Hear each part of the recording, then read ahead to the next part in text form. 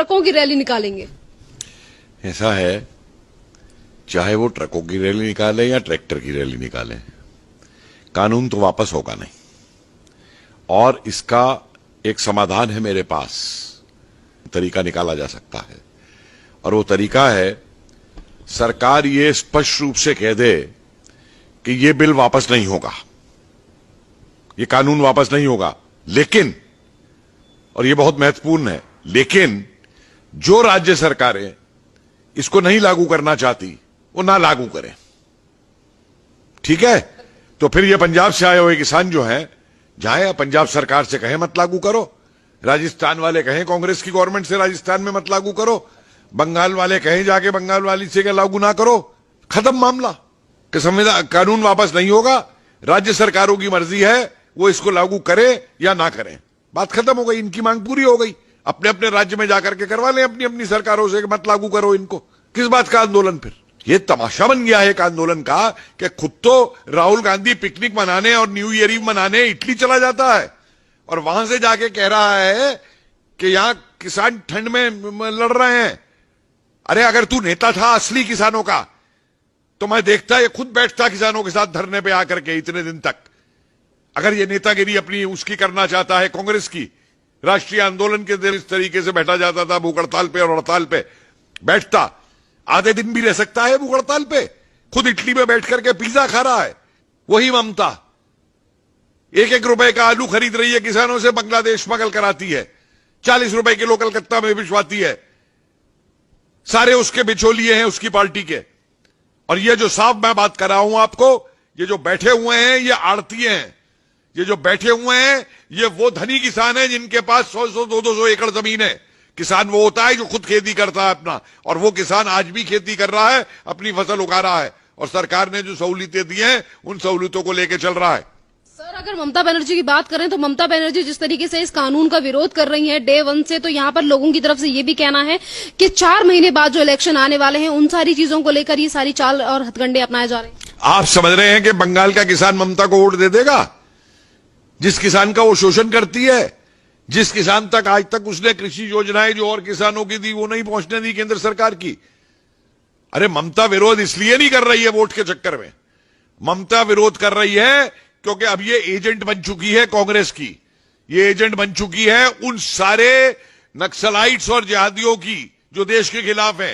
ये देश की खिलाफत की वजह से विरोध कर रही है, अपनी सत्ता के लिए विरोध कर रही है। ये किसान के कोई पक्ष में नहीं है। ये बिचौलिए खत्म करे जाएं, किसान को उसकी कीमत पूरी मिली जाए, ये चीज ये किसान के खिलाफ है। जितनी भी चीजें हैं कृषि कानून में उसको लेकर इतना ज्यादा विरोध क्यों हो रहा है हर सरकार, चाहे राहुल गांधी हो या फिर ममता बनर्जी? देखिए ये विरोध कृषि कानून का है ही नहीं, मैं तो अब बिल्कुल स्पष्ट हूं इसके ऊपर। ये विरोध हो रहा है एक्सपेरिमेंट ग्राउंड बना के कि सरकार अगर इसे वापस ले लेती है तो कल को हम सीएए के खिलाफ करेंगे, कल को हम ट्रिपल तलाक के खिलाफ करेंगे, वापस लो, कल को हम 370 के खिलाफ करेंगे। दुनिया मूर्ख नहीं है, ये देश बेवकूफ नहीं है जो इस चाल को नहीं समझ रहा है नक्सलाइट्स की और पीएफआई की और आईएसआई एजेंट्स की और खालिस्तानी एजेंट्स की। कहां से तंबू लग रहे हैं ये? कहां से ये काजू किशमिश आ रही हैं? ये कहां से ब्यूटी पार्लर आ रहे हैं? ये किसान होता है, किसाने से लड़ता है। ये सारे धनी लोग हैं। मंझले किसान और गरीब किसान की तो इन्हें चिंता तक नहीं है। उसकी फसल को, जो मैंने बार बार कहा है, उसकी फसल को तो ये मंडी तक पहुंचने नहीं देते हैं।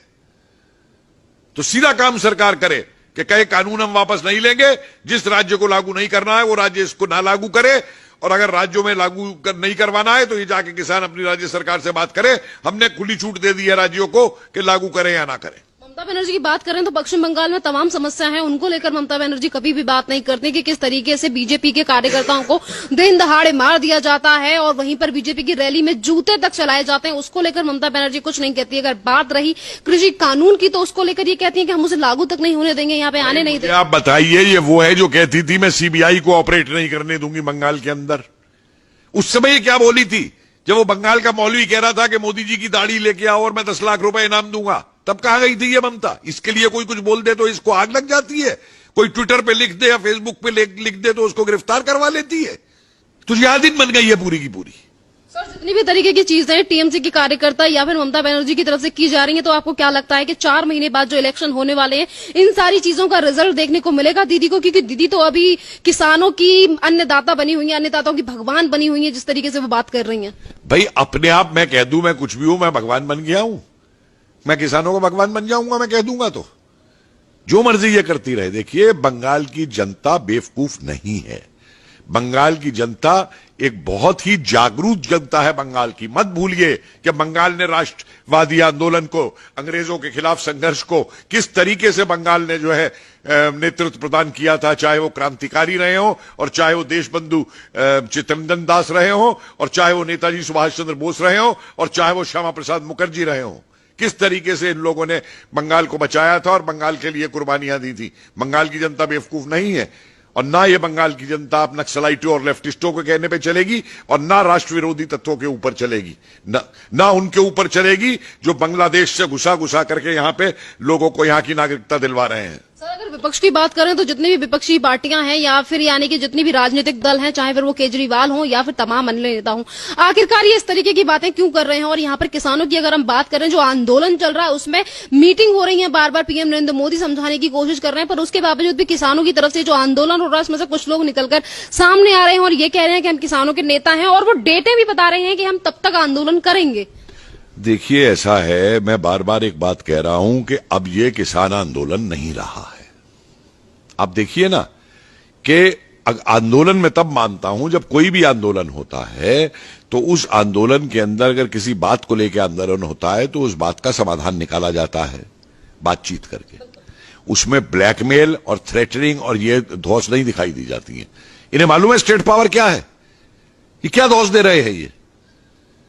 और जिस दिन सरकार ये बात कर देगी जो मैं कह रहा हूं, तो आप देखिए ये जितने असली किसान हैं वो यहां नहीं रहेगा। अगर कुछ है भी तो इनमें वो नहीं रहेगा यहां पे, और यहां पे रह जाएंगे सिर्फ देशद्रोही वाले जो बैठे हुए हैं। और इनको इसके ऊपर जो सरकार डंडा चलाएगी, इनका इलाज देखिएगा क्या होगा। ये योगेंद्र यादव किसान नेता है, ये प्रशांत भूषण किसान नेता है, वो मेधा पाटकर किसान नेता है, वो जो शाहीन बाग वाली वहां पे जाके बोली वो किसान नेता है।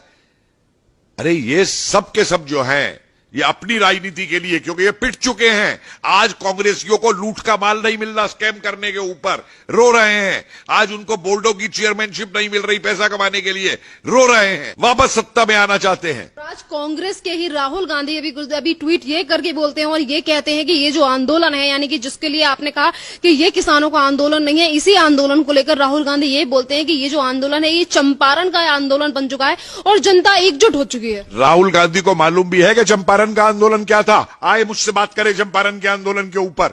इसको मालूम है बाबा रामचंद्र का अवध का आंदोलन क्या था, जहां से नेहरू ने राजनीति शुरू की थी। इसको मालूम है मोतीलाल तेजावत का आंदोलन क्या था उदयपुर के अंदर। इसको मालूम है सीताराम राजू का आंदोलन क्या था आंध्रा के अंदर। इसको मालूम है स्वामी स्वयजानंद सरस्वती का आंदोलन क्या था, किसान का आंदोलन। अरे जो आदमी काली भैंस के बछड़े में और काली गाय के बछड़े में अंतर नहीं बता सकता, वो किसान आंदोलन समझा रहा है क्या था।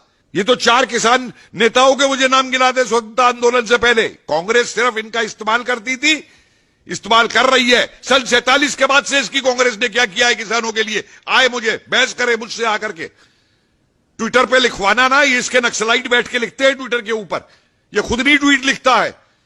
हिम्मत है तो आए मुझसे बहस करे, बाद में औरों से बहस करे, आए किसानों के इतिहास के ऊपर मुझसे बहस करे। मैं तैयार हूं इनसे बहस करने को। धन्यवाद सर।